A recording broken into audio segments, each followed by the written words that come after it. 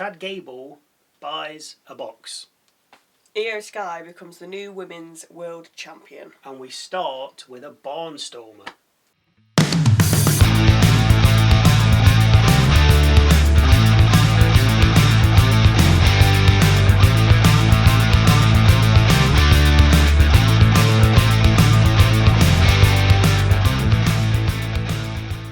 Hello, welcome to Wrestle MSX. I'm Michael. I'm Sally. We open with an angry CM Punk. Straight out the car and straight to the ring.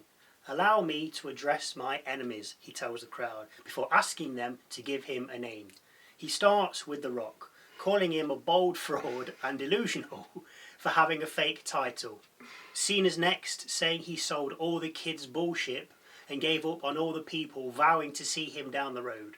Next, Seth Rollins. He tells Becky Lynch that she'd better come and get him because if she doesn't, he's going to put him in a wheelchair. We then hear Burn It Down as Rollins makes his way out, but he doesn't get far as Punk heads up the rampway to meet him, with the two then fighting at the entranceway. Security is there, but don't really do their job as the two get in the ring and brawl before ending up back out the ring and fighting again. We finally get some separation and are able to move on. Go subscribe while we're here. The more you do it, the less I have to say it. We're in the Judgment Day locker room with Finn looking glum. So Liv asks him what's up.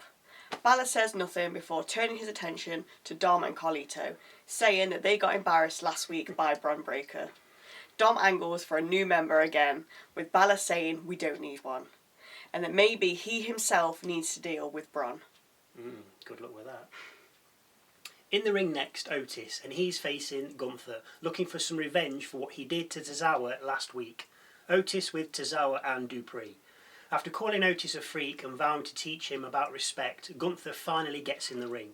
As the ring general starts to talk about Jey Uso though, he suddenly kicks Otis and the match begins. Otis eats another boot, falling out the ring, but soon gets joined by Gunther as he pulls him out the ring and hits him with a fall-away slam. Back from the break and we're in the ring with Gunther fully in control and just toying with the Alpha Academy strongman. We then get a chop off after Otis Otis'd up, followed by a couple of slams, the caterpillar and a cover, but only for two. Otis then misses a middle rope move with Gunther drop-kicking him and going for a powerbomb. Good luck with that. Otis though powers out, but to no avail as Gunther chops the big man down with clotheslines and big boots before finally finishing him with a powerbomb, allowing Gunther to pick up the win. After the match, Gunther continues to beat on Otis with Tozawa getting in the ring to help out his fellow stablemate. This doesn't work out well as Gunther has his number 2. Inevitably, this is all for Jey Uso to save the day as this music hits and he comes out for the save. He spears Gunther, sending him from the ring and then celebrates in the corner, but as he does, he's attacked from behind by A-Town Down Under. Boom. Jey actually bests the duo, but back comes Gunther and then chokes out Jey as he stands triumphantly over his lifeless body. Backstage, Kathy Kelly's with AJ Styles and she asks him what he makes of the ending of Elimination Chamber. Styles can't believe it and is about to go on when he's bear hugged from behind by Karrion Kross. Kross says it's not surprising, especially with the new generation coming through and not giving respect. Kross goes on about Logan Paul talking trash when Styles tells him to stop and says that maybe the WWE Universe needs reminding who AJ Styles is, saying that next week he'll call out Paul. Styles then turns to Kross and says, as far as you go trying to be the devil on my shoulder, God knows my evil ways, and walks off. Kross laughs, saying that was easy. Next match, Lyra Valkyria defending her women's Intercontinental title against Nile. Lyra takes it straight to Nile with a drop kick and a hip toss into pin for 1, before following up with a fisherman superplex into pin for another 1. Nile then starts to work on Lyra's leg and gets a 2 count cover off a suplex and then another 2 off a sit down powerbomb.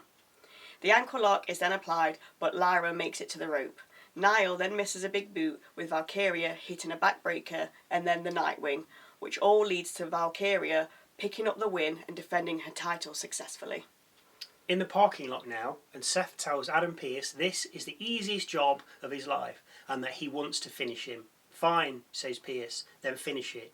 You and Punk next week in a steel cage. Nice. Seth gets on his bus with Pearce telling security to make sure he doesn't get off. So they proceed to stand in front of the bus, not at the side where the door is. Good job, guys. Good job. If this is sorted out next week, then there's no need to make this a Mania match, is there, really? Unless something happens. Like, Reigns comes back, like everybody keeps going on about this triple threat, Reigns, Punk and Rollins. No, let's just wait and see. Back at ringside, we hear from Ludwig Kaiser. He says he took back the attention after last week and adds that what John Cena did to Cody Rhodes at the Elimination Chamber is nothing compared to what he's prepared to do to Penta if he thinks they have unfinished business. Talk about riding on the coattails. The lights dip and out comes the fearless Mexican. Penta runs to the ring with the two men brawling, or rather, Penta destroying Kaiser and finishing him with a dive over the top rope to the outside. Backstage, we have Kathy Kelly with Bianca Belair, and she asks her how she's processing what happened at the Elimination Chamber between Naomi and Jade Cargill, and has she spoken to either of them. She doesn't want to talk about it, she's confused, and feels guilty. About what? She's looking forward to seeing who she'll face at WrestleMania before ESTing and heading off. Now, in the background of this interview, you could see Maxxine Dupri talking with a woman, but you can't tell who. Maybe it's nothing, maybe it's something, but it's a funny thing to put in. So you can't say we don't cover unseen. Thanks, guys. Next, we catch up on Chad Gable trawling the streets, presumably of Mexico, asking random people if they know this guy, as he shows them a bit of paper. No one knows who this person is when he decides to head down an alleyway. Oh, why not? There, Gable comes across an old man who tells Chad he was waiting for him. "You're the one going to help me beat the luchadors," asks Gable.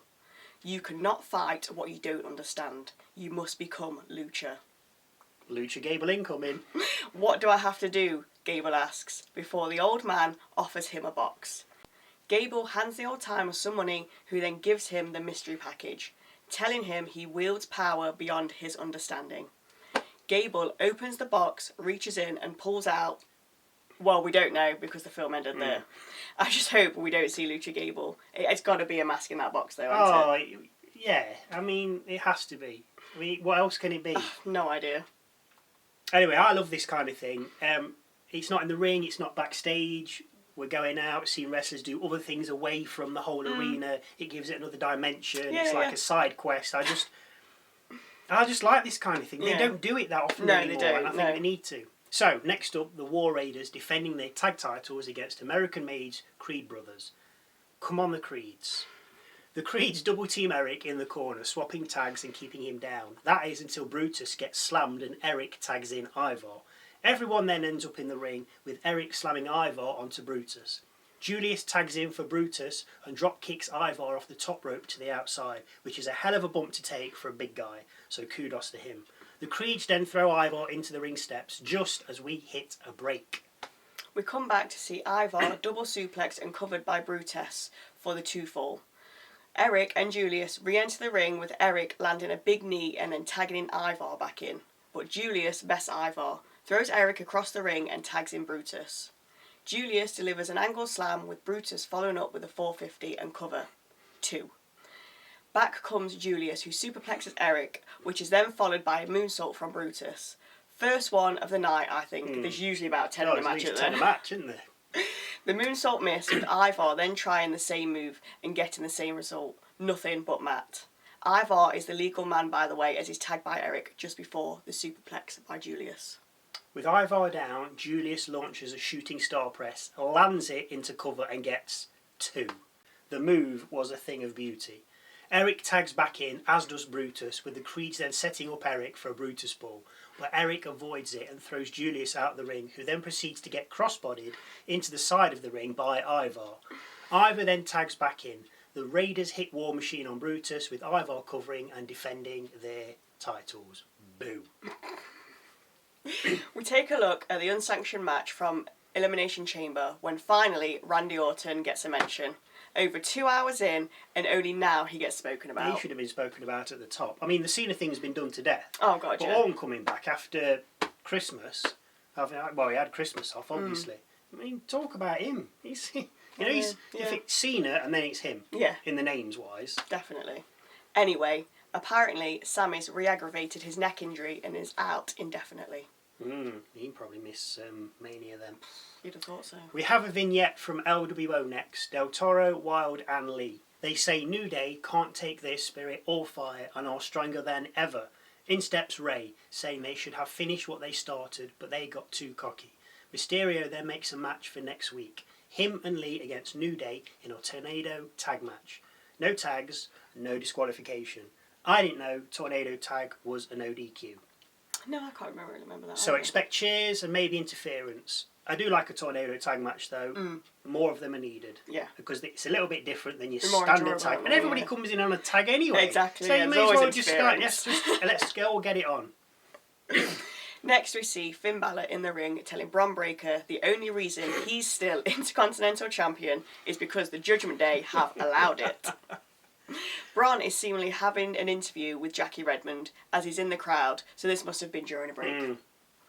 Bron says he's still champ because he's a dog, adding that last week he embarrassed all of Judgment Day.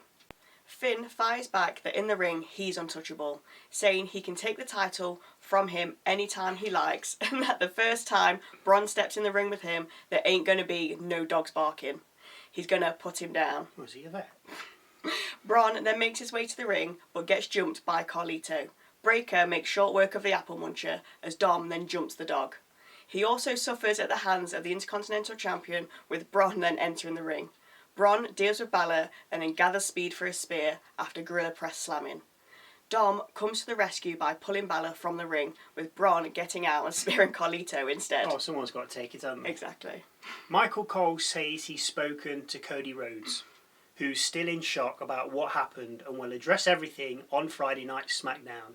So to get the full story on that, join us for our SmackDown review so you're fully in the loop, bringing you not only what happens, but why. Backstage, Jay runs into Alpha Academy, who say they always got his back.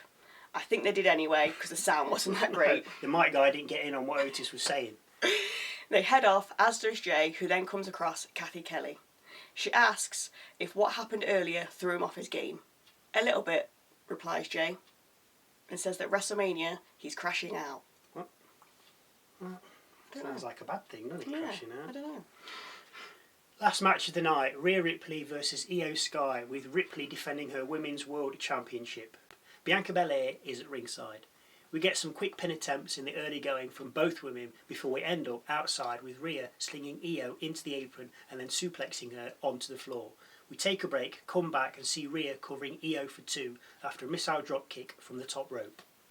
Rhea gets caught with a backbreaker and then suffers a drop kick from the top rope by IYO, who follows up with the bullet train, but misses as Rhea moves out the way. Sky then counters Ripley and stomps her before getting a 2 count cover. We get a forearm slugfest in the middle of the ring, with Ripley picking up IYO and slamming her into the mat for a cover, but only for 2. Ripley then hits a huge boot to Sky, which turns her inside out, and with the pin getting a 2. Ripley sets up for the Riptide, but mid-move, Sky counters it into a DDT and then kicks Rhea with a Dakota Kai style running kick, drops an insane elbow from the top rope and then covers for 2. After Rhea kicked out, Sky locked in the Oscar lock, all moves from her stablemates. Ripley, though, powered out, but only to be knocked into the corner and hit by the bullet train. Sky signals for the moonsault, but Ripley recovers, stops it and angle slams her from the top rope instead. Sky somehow kicks out on the follow-up cover for 2. Sky counters the prism lock, hits a delayed sunset flip powerbomb on Rhea into the crowd barrier and then sends her back into the ring to finally hit the over the moonsault, which she completely misses, but we'll brush over that, and covers Ripley. Rhea doesn't kick out. She gets her foot on the bottom rope at 2.5. Ripley leaves the ring with IYO diving after her. Sky then looks for her springboard moonsault, but Ripley stops it and slams it into the announcer's desk, with the ref then starting a count out. Ripley gets in, but so does Sky on 9. Ripley then leaves the ring to talk a little smack to Belair, with Belair talking back. Rhea then pushes Belair over, with Belair then pushing Rhea into the side of the ring. I was expecting the ref to call for the bell here, but no. She gets out and separates the two and gets back in the ring.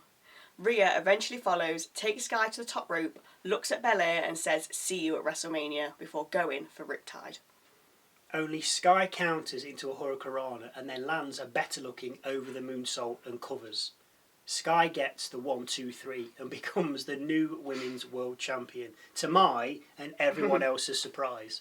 Raw goes off the air with Sky standing on the middle rope, thanking the crowd while holding her newly acquired title. Amazing. I mean, come on, who had her down to win? No one. No. Especially after all those graphics that were leaked with Rhea and Belair for WrestleMania. Yeah, yeah. You know, I love how WWE seem to be pulling a number on the dirt sheet guys who are the scourge of the wrestling world. Stop spoiling it for others. Go do something better. Yeah. Disappointed Cena weren't there, though. Yeah. But, oh well. Any thoughts or views you'd like to share, then please feel free to leave them in the comment section down below. Thank you again for watching. And we'll see you Wednesday for a look at this past week in WWE, and Saturday when we look at SmackDown.